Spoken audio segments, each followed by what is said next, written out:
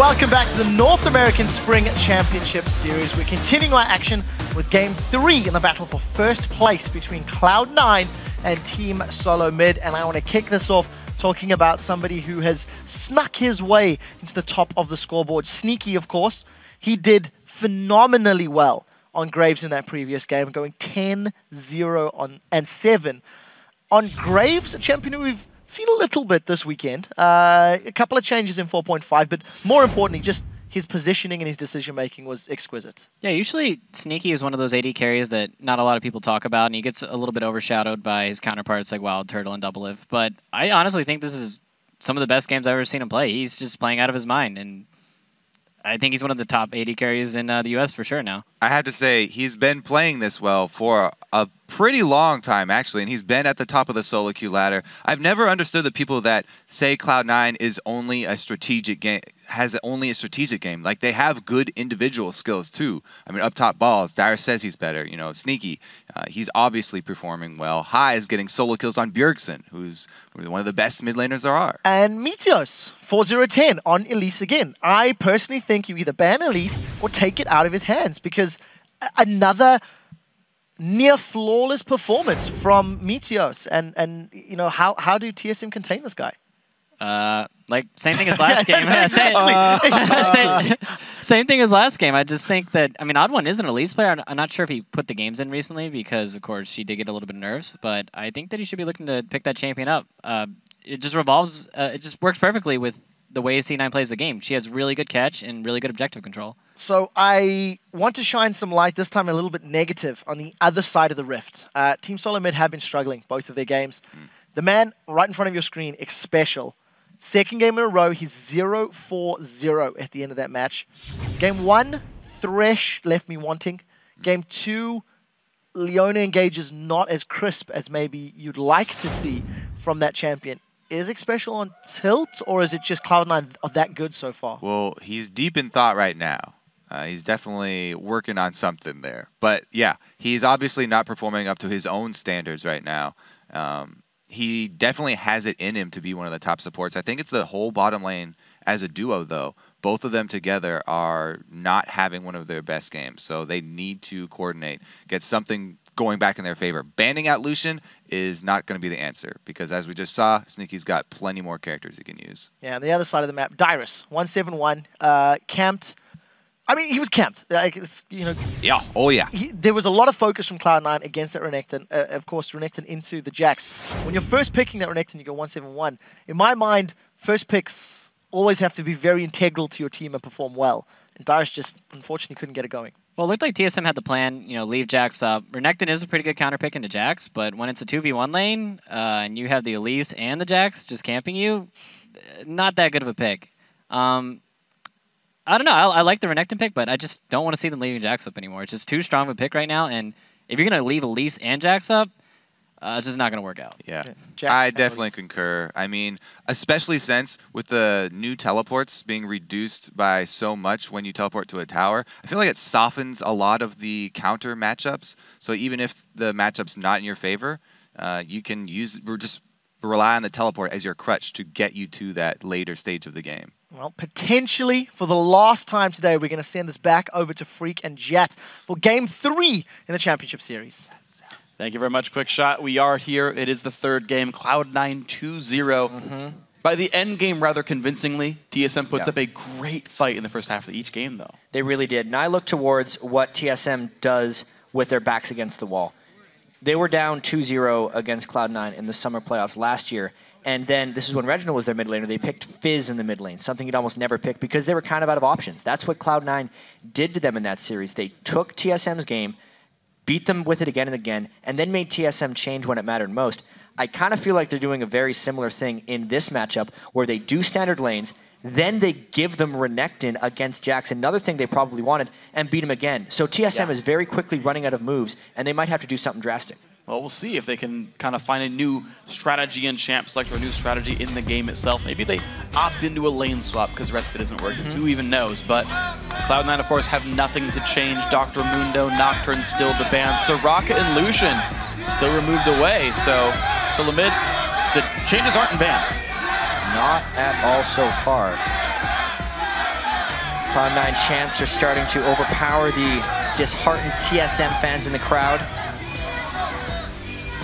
Lucian ban once again, but the Graves from Sneaky was just as effective. It was. Last game.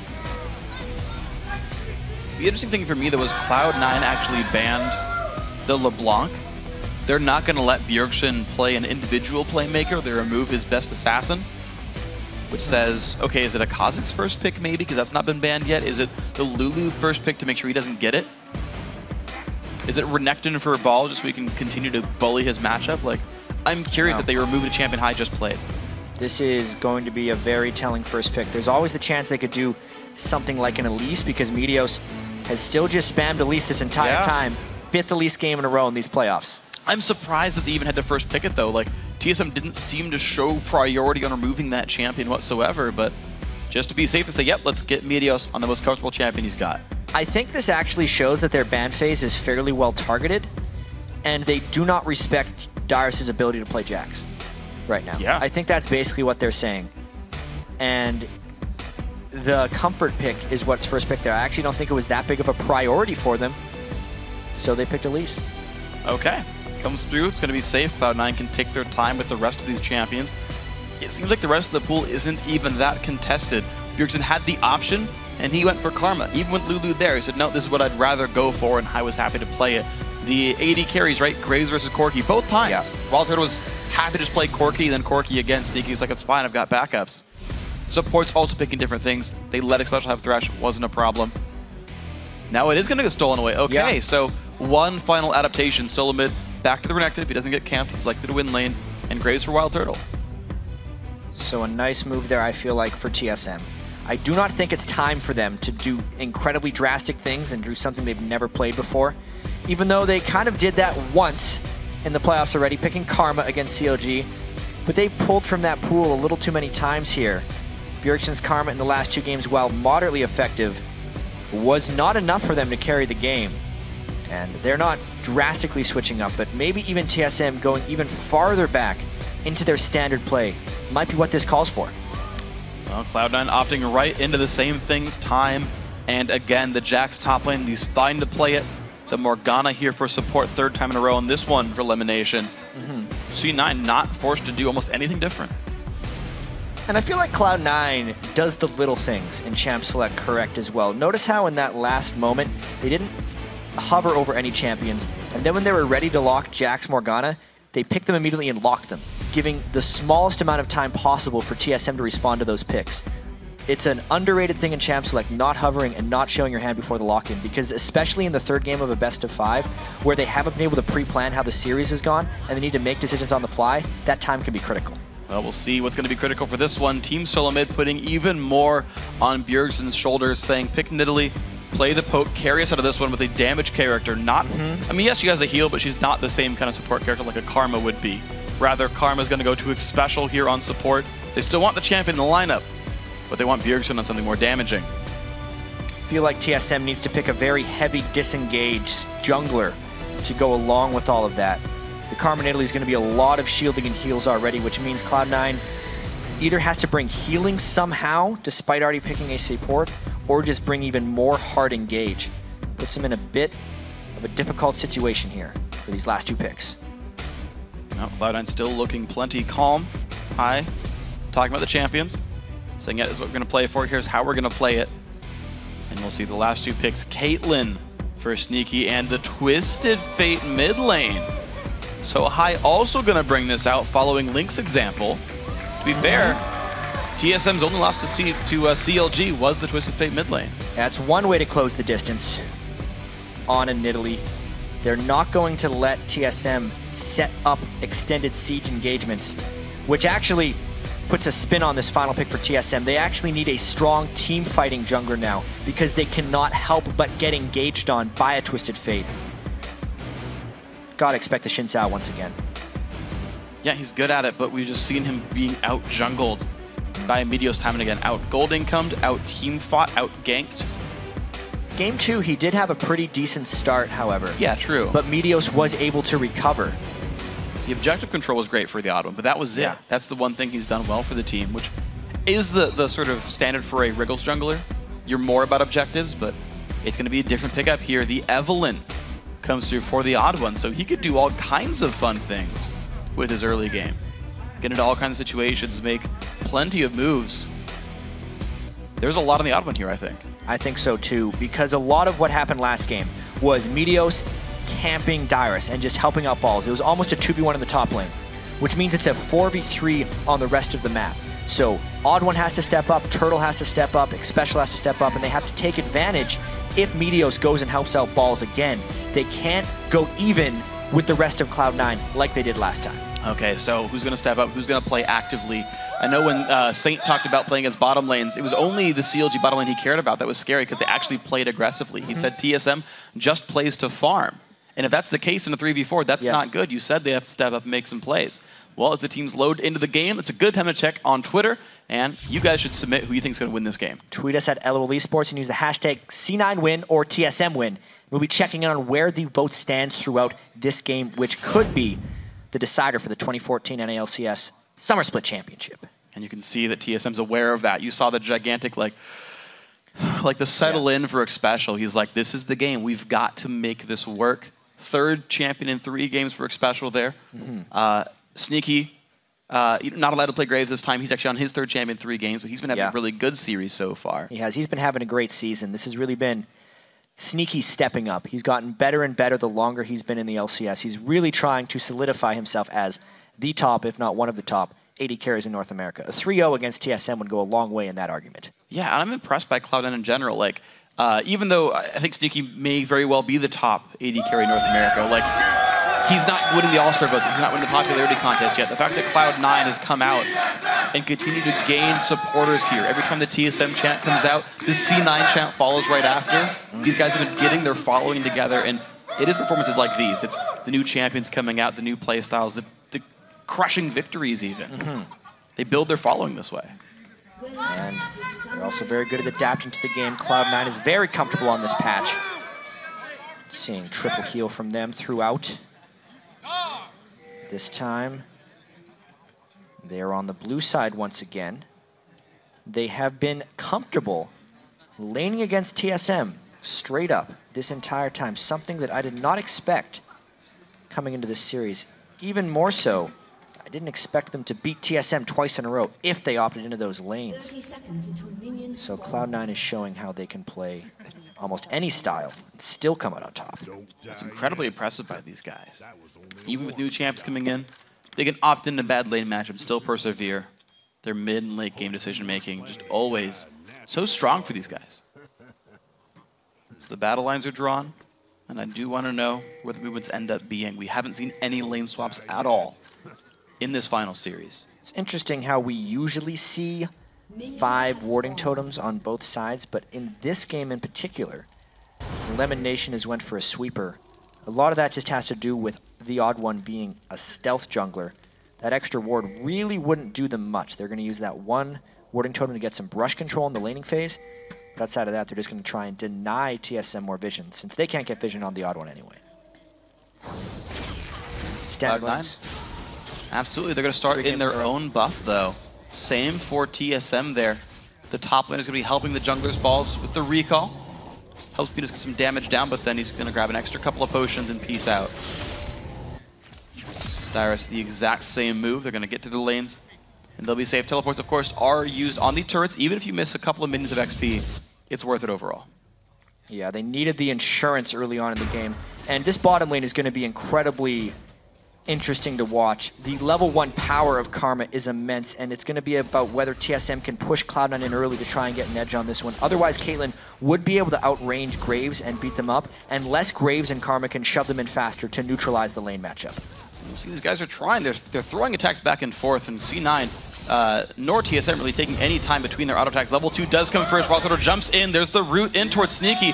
Good damage comes through the burst. The summoner heal forced out of Sneaky. TSM, they're showing aggressive. Cloud9 got trapped in a losing level 2 trade and did not hit level 2 in time.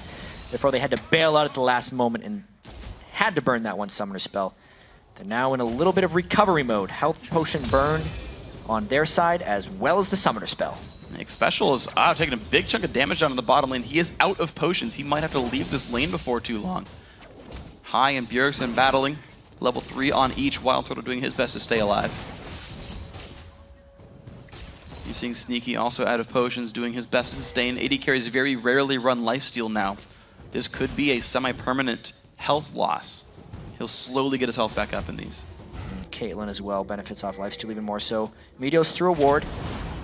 Gonna give them a little bit of breathing room in the lane, if nothing else. All right, so safety for now. Small gold lead overall TSM. Of course, that top lane will undoubtedly go Dyrus' way for quite some time until interference shows up. Yeah. They have to take the hits early on in that lane if they're opting into this matchup. It just shows the confidence they have in their bottom lane and their mid lane to kind of accept their fate here, knowing that Balls has to turtle against Renekton early. And so here's the push in. Balls. Gonna last hit under turret. Jack to the Doran's Blade has pretty good AD, and there's no dive coming in. Dyrus kind of looks like he has an Evelyn there. Yeah. But Balls doesn't flinch. Balls, very good overall. Just game sense. One of these things. He's played so many times against Dyrus and consistently comes out on top. Good guesswork there by him. So there's the push in. The mid lane actually getting sieged out of it. Meteos helping with that one. High is gonna recall after about 6 waves. See what he picks up for himself. He is going to be backing off. Bjergsen, of course, on Nidalee. Actually winning the minion score. Interestingly enough. Getting pushed into the turret, but last hitting so successfully. But he's not able to recall on this time. Something we've been touching on a bit more lately is mid laners' CS scores at 10 minutes into the game. In this series in particular, Bjergsen's actually averaging 82 CS at 10 minutes, whereas High is averaging 66. That, of course, has been 2 Karma games where he's supposed to win that lane, but as far as starting NA LCS mid laners, High's at the bottom of the pack from that because he wins the game in other ways. He roams around a lot, he buys more wards than anyone else in the mid lane, site wards, and he just accepts those lane CS discrepancies because he makes up for it in other ways.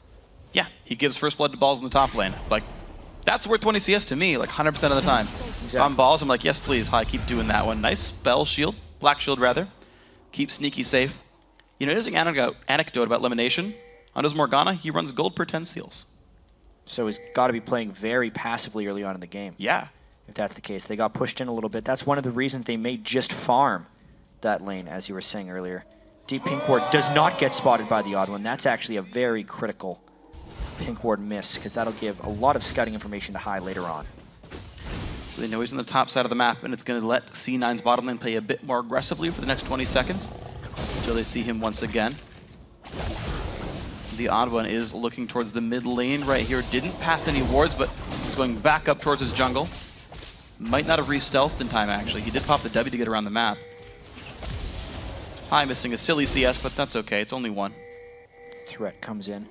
To touch back on the warding game between High and Meteos, it was a trend in the regular season as well in the playoff games. As far as site wards purchased by mid laners, High purchased 264, whereas Bjergsen purchased 88 in his 22 games. So more than double per game for High. And it's giving Cloud9 map control. It happens in this series as well. They were finding the picks because they generally knew where TSM was, and TSM was getting caught off guard. TSM's trying to neutralize that in this game. Evelyn obviously cannot be seen by the site wards, and it's all about Pink Ward playing, so that number is going to get skewed a little bit in this game. It's still an important change. They're called stealth wards now. That's true. I think Pink Wards are still vision wards. Correct. They still give sight. But yeah, sight and vision, I realize, are, you know, not exactly ideal names for conflicting items. It's like an infinity edge or a forever Green edge. wards. Green, yeah, that's what I did. Green wards and pink wards, guys. Those are the real names. It's like that yellow summoner spell, Flash. It's a little bit harder to say, though. Still just farming out these lanes as well. High, Oh, aggressively High. going for some CS. Yeah, taking a lot of damage for this one. Got to pop the summoner, heal Bjergsen. Javelin, ooh, MVP minion keeps High in a safe place. Yeah, he was trying to shove out the lane a little bit, and Bjergsen aggressed him at just the right moment. So a little bit of a mistake there by High, trying to red card all those CS. He knew he was going back shop anyway, just didn't want to burn his heal. Well, he did, though. It's going to be Bjergsen able to stay in the lane, but that's the second recall now for High. First time he went double Doran's Ring plus boots, now he's grabbing a Fiendish Codex. Last time we saw this Twisted Fate, it was Link, and it was a Morellonomicon rush. I want to see what this Nice ends up building binding. into. Yeah, Special taking some very serious damage. You see Lemonation very rarely gets counterattacked in these. Playing completely safe. Armor marks, by the way. So he's reasonably durable, but... So this game is playing out fairly similar to games 1 and 2. However, if we were actually tracking the early games, Cloud9's better off in this game 3 than they were in game 2. Balls is actually stuck with Dyrus even more, so he's only down 12 CS. And the bottom lane is doing fairly well pushing for Cloud9. High Bjergsen again in the battle, but blue buff, Nidalee. Such good sustain there. I don't think High's harass will do much. Good dodge, keeps him safe. Cycling around the cards, going to make sure to last hit what he can. Meteo's making the flank here. Bjergsen waits around. No, good javelin. Does not get dodged, but the cocoon's going to land. It's only 1 second stun though. Bjergsen backs out. Another javelin hits Meteos. He's on a 300. He's got to leave. 2 for 2 on Bjergsen. He makes that gank a big folly right there, and it means he can fully aggress onto High, starting to get a lot of that mid lane pressure. How is the rest of TSM going to capitalize on this? Because Bjergsen goes. Wow, forces the flash away. Bjergsen starting to really press his advantage here in this lane, forcing High back a 3rd time now in 9 minutes. Heal was already burned. Now he gets the flash. Bjergsen still has a heal for himself. He's forcing a lot of pressure just on his own, making it much more difficult for Meteos to help out in the top lane, which means it's now Dyrus who needs to become the victor. And it's a 21 minion lead for Dyrus here. He's actually doing a great job. He's pushing balls around. Yeah. Watch that fight again. Just another watch by this one. It's a nice move by High to get the gold card in, but then split-second flashing. Bjergsen tries to jump in and flash for the execute. He actually misses his swipe because High flashed away before that one could go off. But because he pushed him back so heavily, he roams top. Dyrus now taking some turret damage. It's going to be top lane turret going down with this one. Most likely, it's getting very low. Will they take it out? I'm going to say with yes. TSM are going to get the first turret, but look at this, Cloud9. They rotate back to the mid lane. Meteos going to secure this one with the team, making it equal. This could be a massive take for Cloud9. As far as the CS at 10 marks we're talking about, there was actually 89 from Bjergsen in this game, which is 7 higher than his average within the first 2 games, and 23 higher than his, or not, just a huge amount higher than his regular season record. Yeah. For that. Mid-70s is normal, right? Yeah, mid-70s is normal for him. Because of all the trading, especially against High, someone who's very aggressive in the mid lane. He's just playing out of his mind so far in the laning phase on Nidalee. But his turret goes down because it was from top. Special secures his own team's white camp. 1 of 4 CS for the player, but significant gold income there. Sightstone done. Interestingly, the mid turret, though, gets answered right away. So look at this, turret's falling down all over the place. 2 for 2 right now on the map. Bottom lane lost one, mid traded, and TSM got the top lane. Very interesting contrast of turrets, but it means the gold is completely even. The question now is what that does to the rest of the game. Twisted Fate and Nidalee can both cover a lot of ground. Twisted Fate with his ultimate, Nidalee, of course, just pouncing around. It's going to be about who can get the big ganks off now. High tries first. He gets the stun. Gets some good damage. The trap's not going to come down in time. Wild Turtle walks away with 600 health. Make that 200 health. Still has heal. Special still has an exhaust if he gets back on. He really just needs to try and lifesteal up a little bit. No Vamp Scepter, but does have that Doran's Blade. Well, Cloud9, they finished the recalls in the jungler and support. Maybe they make their way down to Dragon in time. TSM just recalling their duo lane away. So this is a small temporary period where Cloud9 will have a numbers lead in the bottom side if they want to go hardcore for the Dragon. Got to be careful that Dyrus has teleport there. Looks like Cloud9 not really looking that aggressive for it. No, and I think you can look at High's items at this point in the game, and he is a non-factor if they were to start doing team fights right now. No Magic Penny. Looks like he's rushing the Lich Bane. That's Merlinomicon. Oh, that's the... You're right. Yeah. We don't see that item much. But that's the CDR mana regen item. The Forbidden Idol. Yes. Say.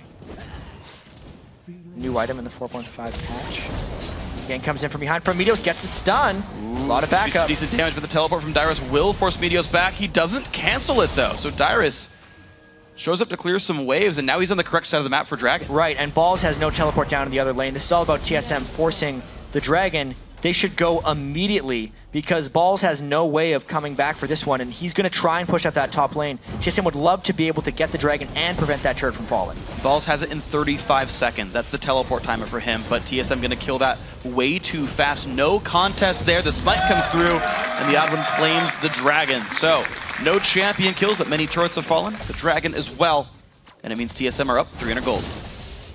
That's heavily based off the mid lane control that Bjergsen has been able to get from High. Very impressive performance by him. They're really holding this blue buff a lot because they're giving him the blue buff, trying to channel as much farm and power onto Bjergsen as possible. as per the TSM strategy. He is basically tied with Dyrus for highest CS in the game. Both those two are definitely winning their lane matchups. They've stepped up so far in this game, and we haven't yet seen that Meteos camp. Dyrus hasn't gone 1-4 so far in the game. There's been no roams from high. He went bottom lane, got him a turret, but no kills yet. Zulif gonna go over, high grabs that at the best time in the game. Bjergsen wanted to try and stop this one, does get one of the minions. Yeah. Loses that ward ward for it. 10 gold goes over the way of Meteos. It's worth more than that little monster right there, so, you know, worth it. Heavy amount of sweepers coming out very early from Cloud9, trying to deny that TSM vision, as well as not needing the warding totems because the Evelynn. Ooh, the sidestep from Elimination, but Bjergsen's coming down. Javelin will hit him. Half HP, empowered Q, flashed by Elimination. Bjergsen, though, not going to chase down. Yeah, but he might continue this one. They know they have isolated the AD carry, which meant Sneaky had to bail out. So they don't overcommit for that one at all. Wild Turtle, though, start clearing away this bottom lane. Interestingly for him, he went Berserker's Grease to the completed Bloodthirster of Sneaky. So there's a bit of an item disparity here with the BT stacks, meaning something for the next few minutes of this game, until Wild Turtle can buy and then get 30 CS. Getting the Bloodthirster first is so critical because of the stacking mechanisms on this one. But TSM's going to try and shut that one down. They have a lot of map pressure bottom.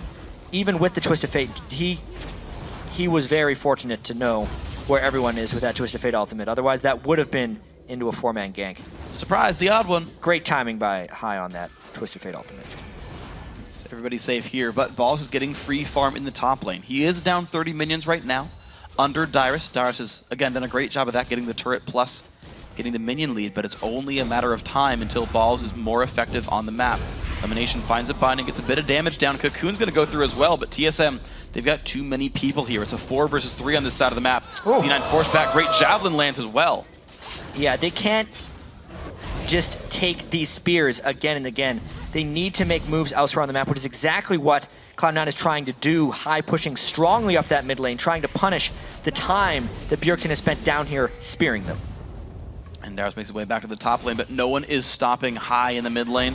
Actually just moves back around, though. He's not even trying to hit the turret because Bjergsen's showing up. He wants to kill him.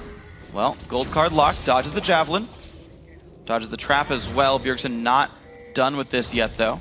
Good dodges again, High gets out. Really smart play there by High. Doing sidesteps while he's looking to lock in his gold cards. And not taking a single point of damage from Bjergsen. That's definitely some excellent play right there. Some nice wave clear. I would have died there. A lot of people would have. Yeah. So Elimination going to help get his team control. Both teams, look at this. Double green wards, got the name right. There in the blue side jungle of TSM. Pink ward removed away. Cloud9 getting rid of some more vision, but you got to be careful. That golem's going to respawn in about a minute and a half. And Cloud9, they've got better vision on that area. Yeah, and the gold remaining close. This is definitely the closest of 3 games we've played thus far. TSM wanting to set up some nice sieges with Bjergsen later, but Balls is actually farming up pretty well. He does have that Blade of the Ruined King this time, before Dyrus has built his Sunfire Cape without the help of Meteos' ganks in the top lane, so that is a positive. The negatives, however, is that High has been pushed around a fair bit by Bjergsen in the mid lane. And TSM hold on to a 400 gold lead for all their effort there.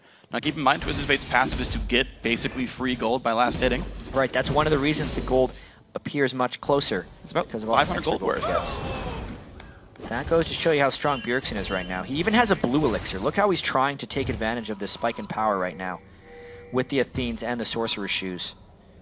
He's going to consume that blue elixir, so he has it for the Dragon, which is coming up in a minute and 20. Well, you're seeing that C9 are afraid to fight this, right? Renekton's still more powerful than the Jax. Bjergsen's obviously outperforming High right now in the fights. The AD carries fairly equal out of themselves. You see Dyrus pushing Balls back. Jax has to be careful in this one. High, by the way, at 560 gold from the passive, so it'd be an even bigger lead. More damage comes through. Full retreat now from Balls. We've got to track Dyrus' Tiamat. He's very good at using that in trades. This is why Renekton's build Tiamat, is because it cancels the long windup after his W. So he'll hit him, use his W, and then Tiamat, and then he can just keep swinging at full speed without getting animation locked in any of his moves. Dyrus is very good at that combo. Yeah. You Q right after. You get a whole bunch of burst down with her stunned. It's all kinds of difficult to deal with. Sneaky putting some damage down, knows the range of Dyrus, and there's no follow-up for a flash stun, so he's safe. Lemon needs a trap real quick, gets revealed but doesn't care. Dragon's now in 24 seconds. TSM actually get the movement to the bottom lane. That's very successful for them, and they get this 1,000 gold lead now for Team Solo Mid. The mid lane Twisted Fate has not done anything yet with High. Yeah. He's gotten one teleport off that forced a couple summoners out of Wild Turtle. That TSM has definitely taken map control amongst all of this, and because I feel like the fear of spears and the pink ward battle that TSM has been winning in this Dragon Pit, this could actually be an uncontested Dragon without losing anything, a first for TSM in this series. And it's going to be going down rather quickly. Sneaky will try for the Q. Little early. Good smite there by the Oddman. Claims it. But C9, I mean, I guess they're just waiting on balls then. Like they're really... They're taking what advantage they can, but there right aren't now any. In the top lane. This is their counterplay. They're trying to go hard on a Dyrus inside the turret. All right, he's been stunned up. There's a leap strike by as well, but he's taking good damage back on towards balls. Goes towards the left. Another gold card comes through the flash away. He keeps him safe. Yeah, you're right, but Dyrus has nowhere to go, and High finds the first blood finally. They committed 3 though, and TSM had never backed after the Dragon. They can get a lot with his attack speed from Italy and the Graves. All right, tier 2 turret gonna be going down for this one. Can they get more? The recalls from Lemonation and High will try to keep them safe. Bjergsen actually going to recall for himself, so no more of a push because C9 actually pushed mid with this one. Again, the out-rotation. These guys are just trading objectives for objectives. That's something Cloud9 has done so much. TSM went for the Dragon. It was uncontested. It felt like they weren't going to lose anything, but then they end up losing Dyrus and 2 turrets. Wow, exceptional play. So an extra outer turret and an extra champion kill was the trade for C9. They're going to back out of this one. The gold back to equal, actually. That's how you know it was a good trade. Stun? Yes! Wild Turtle does get stunned up by a rank 4 Cocoon. He summoner heals, he dashes away. The flash is there if he needs it. He doesn't, though. Bjergsen heals when he gets away. Still a nice play there by Cloud9 invading the jungle. The gold has been equalized in this game. Still only 1 kill, but that's just because these teams are playing patient and very tactically. Played a lot of lanes against each other. And not letting each other get into kill range the majority of the time. Yeah, always successful retreats as well. And the thing is also, is despite all this and all the threats and everything else, the minion kills still rather high. Yeah. Everyone's sitting around 170, 180, the 2-minute mark, 20-minute mark, yeah. And that was really good as well. High left one of the small ones up and positioned himself right on the other side of it. That was really good. I gotta say that's intentional as well. Yeah. Played against a lot of Nidalee in his day. High, a very smart player, first and foremost.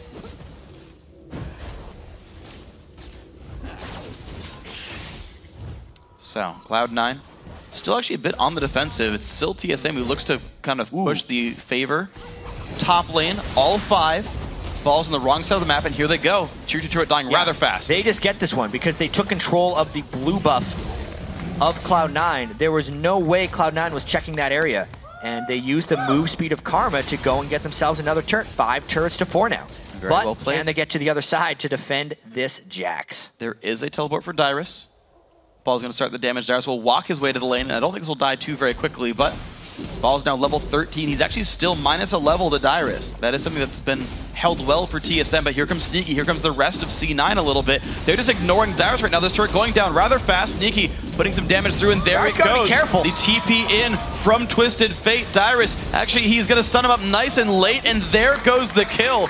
Balls claims it. That is the second game in a row that Dyrus has died, underestimating the attack speed and the power of a Jax on a turret. He should have abandoned that turret when he realized he did not have the help, and he forgot the Twisted Fate could come in from anywhere to finish him off. So that's now 2 kills, the only 2 kills.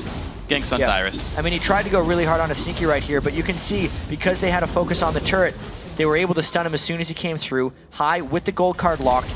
Twisted Fate buffs actually helped there. He now can hold it for 6 seconds, making it a little bit easier and forgiving to come in there. With the stuns after TPs, High locks it perfectly, gets the stun, and picks up the second kill of the game for Cloud9. Absolutely beautiful play on this one. So High now gets to be a split pusher if he wants to. I mean, the main one is balls, but High goes around the map. He's got great cooldown reduction. Right, early Morella and Namakan wearing a blue buff as well. This is one of the first TF builds I see that actually has CDR on it. Yeah, well, this is very similar to the Link build that he played against TSM because it's incredibly strong against the triple heal, 2 summoner heals, and the Nidalee that come in from TSM. As long as he gets on the right targets, he prevents those guys from being able to save them. So now TSM playing for the first time in this game catch up. They're down 700 gold. They're starting to lose a bit of control. The kills from C9 are very effective. Sheen now done. Phage started for balls. He's starting to get himself back to the part where he can actually 1v1 Dyrus, and as levels come in, that'll keep getting better for the man. Blue buff's not being stolen away yet, though. Looks like that will be Bjergsen's. Again, a lot is on him. 210 minions. He's still got the good individual marks, but TSM just can't find any kills yet. What a fascinating game this is. Cloud9 with no sustain, having to deal with this blue buff Nidalee, who has had lane control the entire time. They're trying to outsmart their way to this victory because TSM has a very strong Bjergsen in the mid lane, doing everything he can, really. Great farm on all of the lanes for TSM, yet still 900 gold down and even in turrets. We've had 10 turret kills in this game and only 2 player kills. It is all about how they move around the map, cut each other off from turret defenses, and eventually catch each other for kills. There's no big team fights as of yet.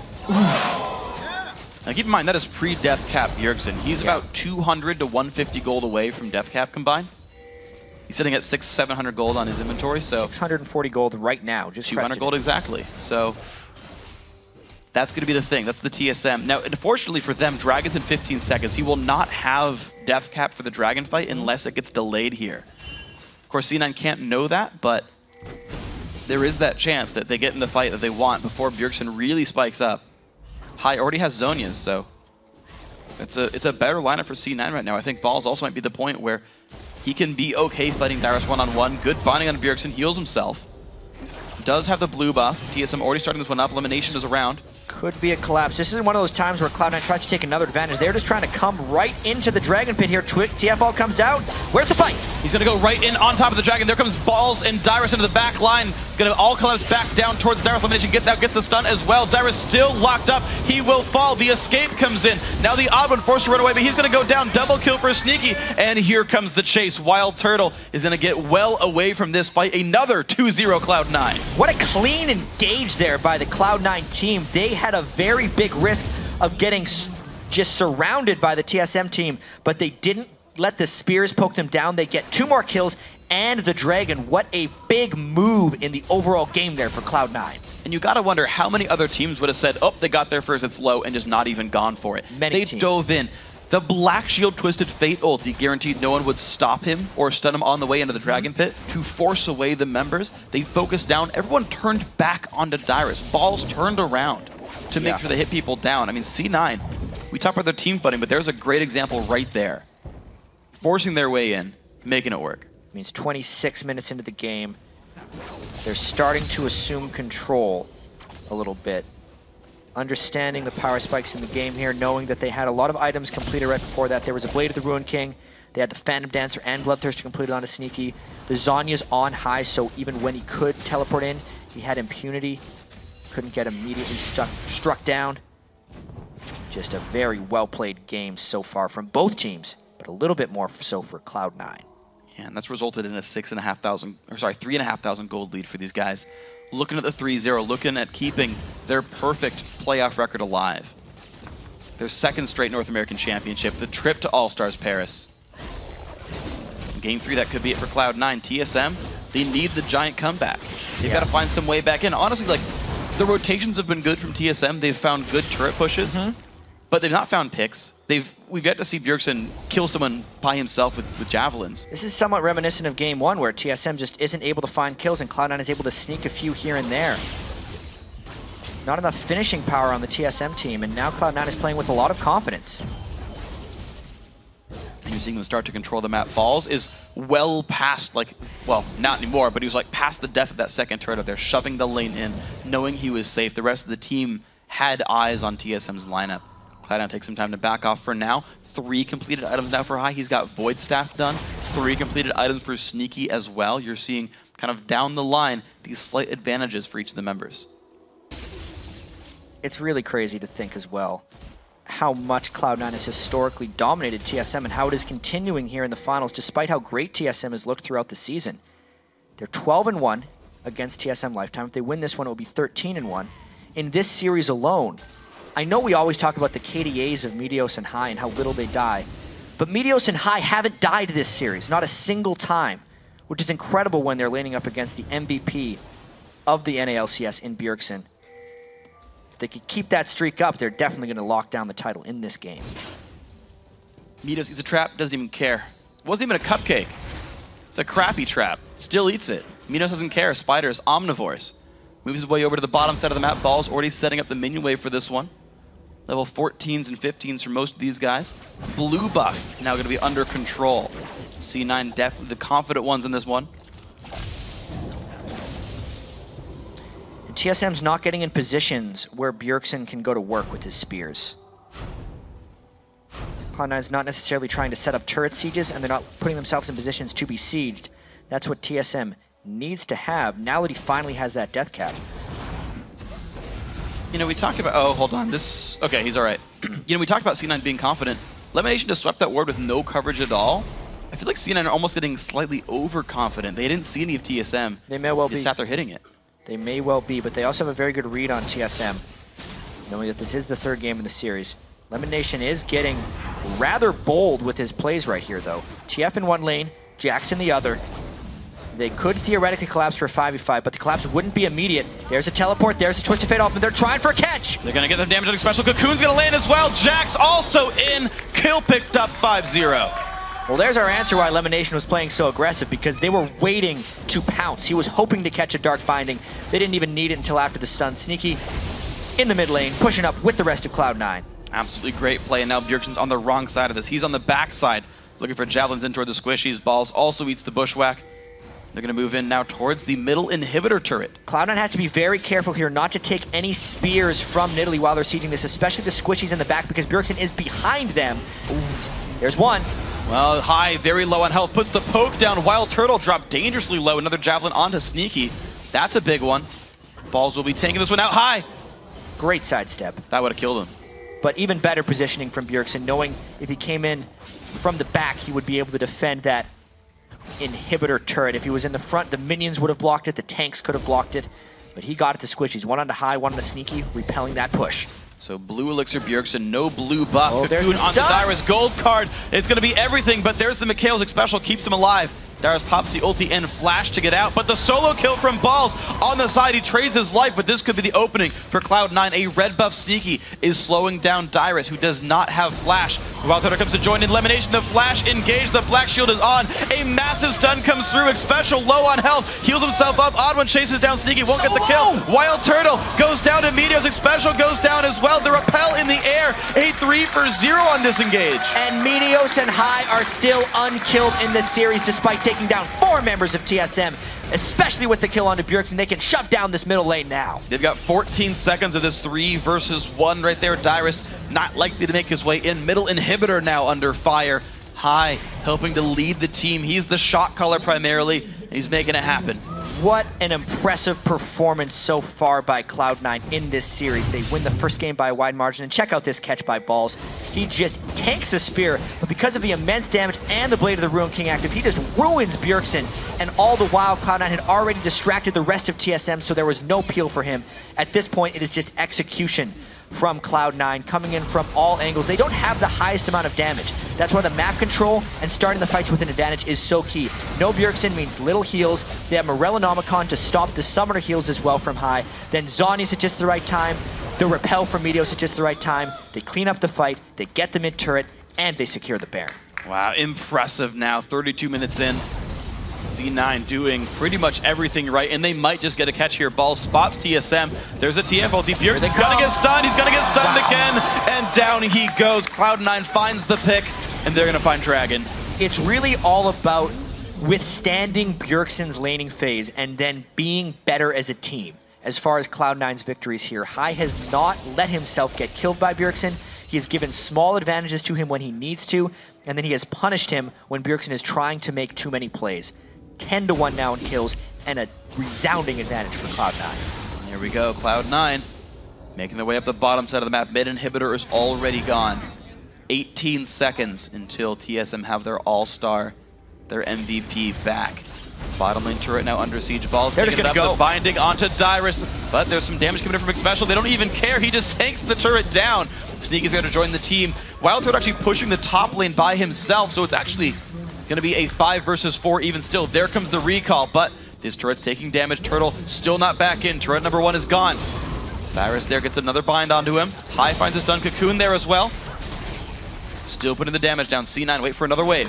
This would be rather bold if they're trying to end the game here. They do have 2 waves of super minions approaching. This is a healthy TSM team trying to get them. They do have Baron. If they get a clean engage, I could see them going for it, but it is rather risky, and Cloud9 doesn't need to do it right now. Yeah, Sneaky's going to be safe. All of C9 doing a great job of dodging the javelins and backing out. They still hold the Baron buff.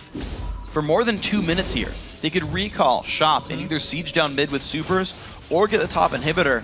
I want to know how secure they want the game, but they're ahead 12,000 gold. Any of those pushes will work. Yeah, most likely from the camp of Cloud9, they're going to start the push up the top lane since the minion wave is pushed in that side. And if they catch TSM looking and trying to defend one of the other turrets, they would initiate immediately. But they are very knowledgeable of where TSM has to go. They know TSM needs to put multiple resources into defending those 2 inhibitor turrets. Sneaky's actually trying to farm up enough for an Infinity Edge right now.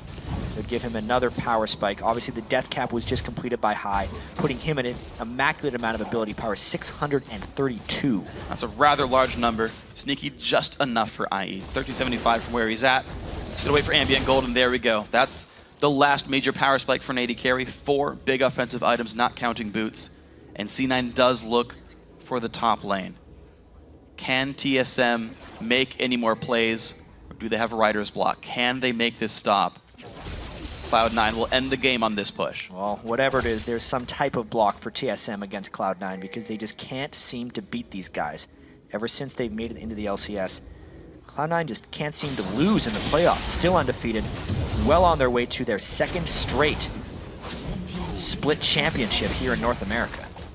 Pushing down the top tour with 2 downed inhibitors and a Baron buff. There goes tier 2. Baron buff, 45 more seconds. Wild Turtle wants to wave clear, takes a Caitlyn ulti, gonna get slowed down a little bit as well by Twin Shadows. Summoning Heal keeps him safe. Balls holding down the mid lane. Superman is holding Dyrus' attention, and that inhib's gonna fall. Top inhib turret's gone. Balls gonna rejoin the team. Trying to come in from the side. Here we go. No stuns come in from the ulti from Morgana, but there's the battle. Special in the back line. Wild Turtle gonna be locked up. 2 kills. Make that 4 kills. Make that almost everyone going down. Cloud9 gonna end the series 3-0. They're gonna take down the Nexus, and they're the North American champions. Cloud9. 15-1. They won the first game 18-1. And their overall kill death in this series is ridiculous. They only died 6 times this entire series. 6 deaths total in a best of 5 against Team Solo Mid. These will be these players putting in everything out there. But Cloud9, I gotta say, representing North America at the All-Star Invitational in Paris. Obviously the best team for the job here. Cloud9, the best team in North America once again, showered in confetti here, and a dominant victory once again. The #1 seed in the regular season. They came into the playoffs on a 13-game winning streak. If you include these playoffs, they've now won 18 in a row against top-flight competition here. That has to feel good. They're gonna have even more ahead of them, that's the thing. Yeah. Cloud9 they'll make playoffs, they'll make top 8 international competition. They've yet to win a major international event, to my recollection. They're gonna have their next test in 2 weeks as well. Yes, they will. They looked very, very good today. They took their time with it, but they were controlled. Their strategic moves were impeccable. If Dragon goes down, will they get first blood in a turret for it? If mid lane goes down, they get mid and top for it. Yeah, every time TSM had a play, and TSM, to their credit, actually did have a lot of good plays. Yes. But Cloud9 was just so well prepared for everything. They would always go 1 step ahead. Exactly. Forward in that game. The fact that they died 6 times in a 3-game series to TSM, Bjergsen killed everyone this year. He could not kill High a single time. Yeah. Absolutely ridiculous. High and Meteos unkilled the entire set. Supreme play by Cloud9. A wonderful team there. We're going to send it down now to Kobe, who's down on the stage. Thank you very much, Freak. I'm here with Hi after their victorious series. Hi, we saw the package leading into this series. What's more important to you guys, going to Paris or Korean barbecue? Korean barbecue is pretty good, man. But Paris, I can go on a date with people over there. Like maybe Reckles if he wants to go on one with me. No? Talk about the game, though. The Twisted Fate pick seems like it's great in this meta. You can cover long distances. You have great wave clear. Were you able to accomplish the goals that you wanted to with that pick? So early game, I wanted to be able to port more to maybe like top or bottom, but TSM played very well, keeping me in track. Bjergsen was always pushing at me, keeping whereabouts of me, and letting his team know if I could port. So I didn't get any good ganks off, but the thing with TF is, if he gets to free farm his lane, he scales the best out of like all the mids almost, just because of his passive. I had like 1,500 gold off of that thing, and just like, come on, that's just so much money. I don't have to win lane, I can just sit there and I'll win lane automatically, so. All right, well, you showed up very, very strong today. Looking forward at Paris, which of these international teams are you most excited to face?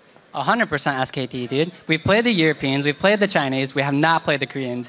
I'm ready to play versus Faker, get my butt kicked, you know, learn a thing or two, but I really want to play them. All right, well, congratulations, Hi, once more time. And we are going to send it back up to the guys at the desk. Thank you very much, Kobe. So, an incredible series and a lot of incredible players there for that one. It's been a week full of high-stakes games and huge plays, but there was one player who stood out from the rest of the pack. Our MVP this week, Cloud9's Hi. Yeah, Hi's focus and roaming game were critical components in getting Cloud9 out to an early lead in these games.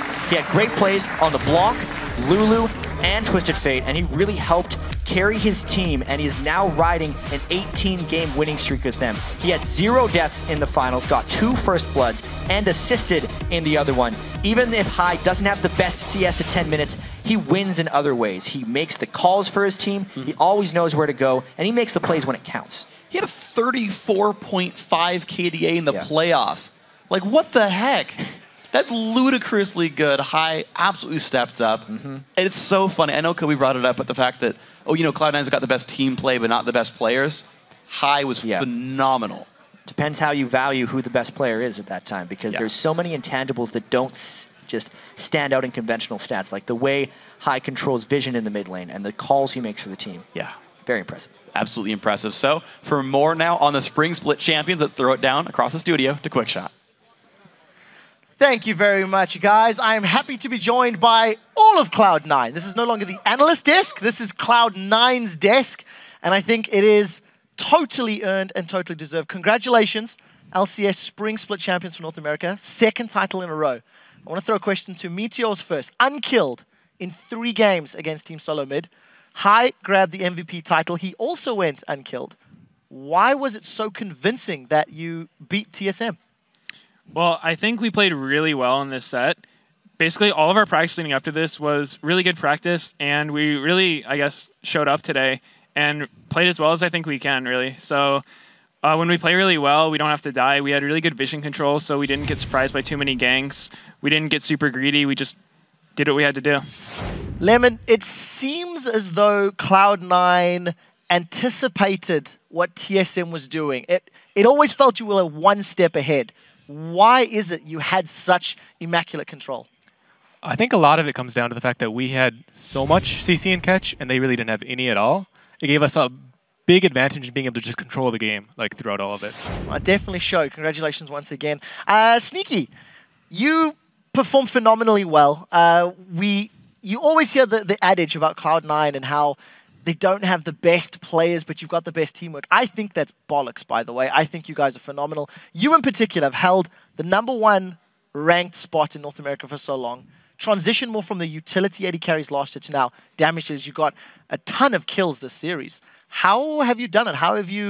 Was it a change in play style, or were you always able to do this? It was a lot in change of champions played, because before I was playing Sivir, Ashe, and just really supporty champions, but now I'm playing carry champions. Like Lucian is the biggest one. He's really good at carrying. And then Corki, Graves, they all have insane kits for carrying. And I guess just playing a lot of solo queue and getting #1 spot, and actually my Smurf is like number 25 now or something. I'm really getting up there, and it's just all the practice leading up to it has made me a bit better player. I want to say that I know Sneaky could always carry like this. Just in the past split, we really wanted him on kind of a more CC-oriented type carry. But this split, Lucian and champs like that have just been much stronger. Well, it's good play. I want to know, how do you keep #1 on the solo queue? What's your trick? And how do you have a second Smurf in 25? What's Sneaky's secret to solo queue? Well, obviously playing the AD carry role is a lot of the big key because I can actually get the big items and one-shot most people with like Draven and stuff. But I actually have to battle Chris a lot for the #1 spot because he plays the game and wins with a lot of points, and I have to get it back myself. Well, it definitely works in your favor. Balls, you are widely regarded as the best top laner in North America. I know you personally silenced me as a critic at Intel Extreme Masters World Championship, delivering. You always deliver. I mean, there's never a doubt. So my question to you is, how is it that you can always perform at such an incredibly high level, and it appears that nothing phases you? Well, I just play a top lane line. I have to, like, you just have to start. Well, that's pretty obvious. Because there's not really much to say about this. Like, I just farm a lot. You just play the game? PvE. Yeah, I just try to survive. Like, Jax versus Renekton. I think that was the hardest lane of the game. And all I had to do was survive for my team and get to late game, and that's when I can carry. Well, it definitely works out. Congratulations once more. We're going to go back to Meteos for this one. Talk a little bit more about Cloud9 throughout the split. You guys were not the #1 team for the majority of this and only really grabbed the #1 seed coming into playoffs in the last 2 weeks. What was up? How come you weren't as dominant? I'm using this term quite loosely. Well, in the beginning of the split, we dropped more games than we normally do because the game changed a lot from our style last year, which was pretty much farming a lot, trying to scale into late game, not going for a ton of early aggressive plays. And then this season we had to change a lot more, especially for me. I had to play like Lee Sin, stuff like that, and go for the early plays. And sometimes when you go for early plays, they can either backfire and you get really behind if they don't work, and the early game champions just aren't as good at scaling into the game. So we lost a few games just because we got outscaled and we couldn't make the plays that we had to. So a lot of it was just trying to adapt to the game as it's changing. So it's always possible. Every time there's a new change, we might not adapt correctly, but we do our best, and we brought it together pretty well towards the end. I like the discussion about adapting, because I've got a question for Lemon. Just a few more before we start to wrap this up. How is it that Cloud9 is such a moldable team?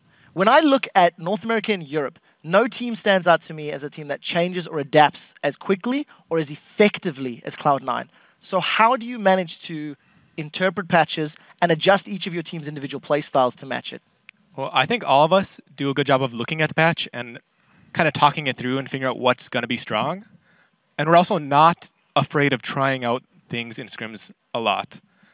I also feel that more so than any other team, all of our players can really play almost any champion that comes and becomes popular and becomes the new meta. It definitely appears to be that way. So just as a closing question now, you guys have locked in your spot for Paris. So bonjour, omelette du fromage, baguette, and all that other stuff. So Sneaky, looking at All-Stars, how are you going to prepare for another international competition? You guys did incredibly well at Intel Extreme Masters World Championships.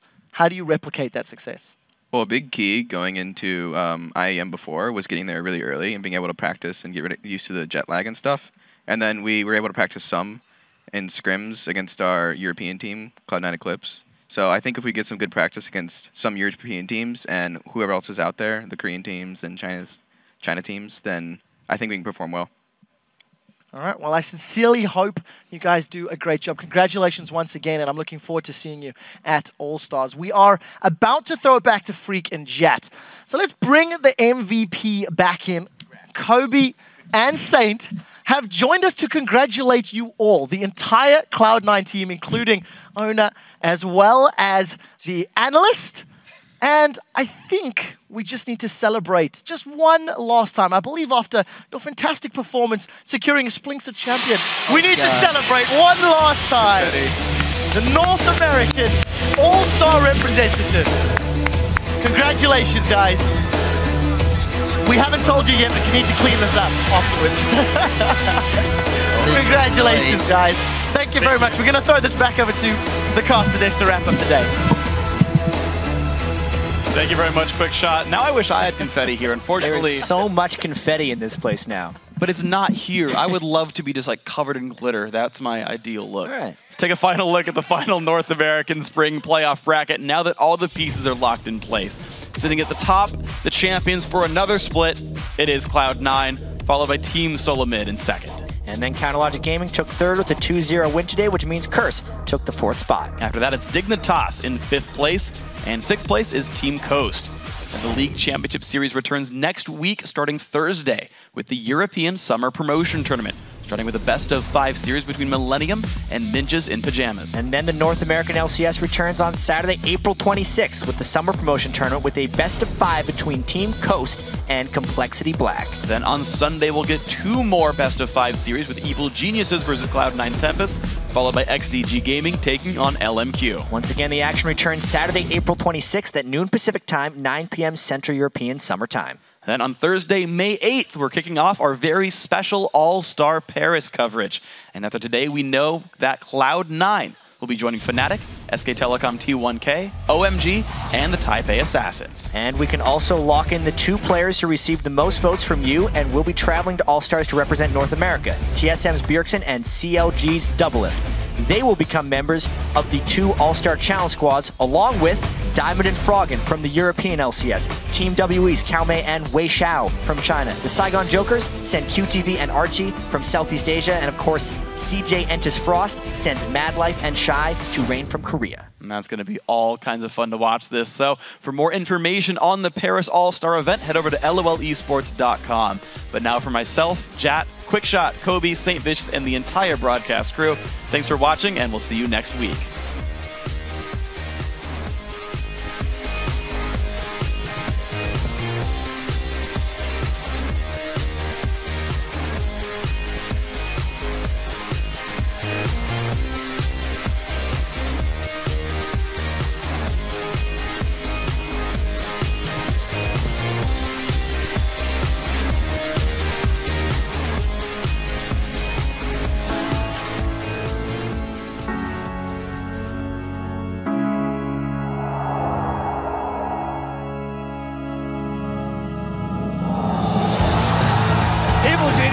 They sweep their way into the LCS. And Hotshot GG. Well played. St. Vicious's return comes in victory. But he finds solace there on the back. Oh my God! Quadra kill coming in for Bjergsen! CLG have reached some threshold for the potential that they held. Still goes the kills. The second, he's not going to get it. Oh my God, he does get it. Ghost breaks the win streak of Team Solo Mid. I'm happy to draw that before we leave. Meteo's trying to close the game by himself. Cloud9 is going to be more than happy to keep sole possession of first place. If you're not winning, it doesn't matter. And we need to win. There's nothing that emotionally affects me in esports more than whether CLG wins or loses. Counter Logic Gaming, take it 2-0. First, come back for game 3, and they're into the semifinals. It's CLG versus TSM. It's a classic. Bjergsen leads one more hit. That's a pentakill!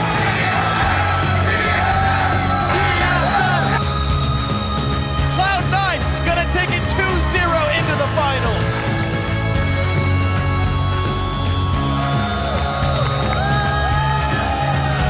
That is a quadra kill.